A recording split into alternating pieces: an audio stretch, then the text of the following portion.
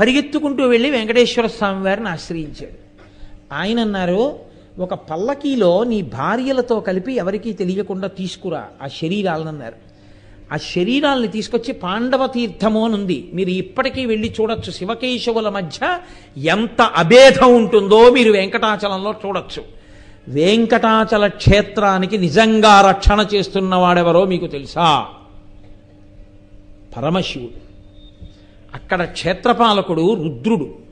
ఒక పెద్ద శిల రూపంలో ఉంటాడు ఆయన. ఆ శిల పూర్వకాలంలో తలుపులు వేసిన తర్వాత లోపల దొల్లేది.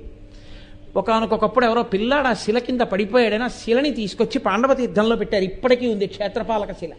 నాతో వెళ్ళినప్పుడు చాలామందిని నేను అక్కడికి తీసుకెళ్ళి చూపించాను కూడా.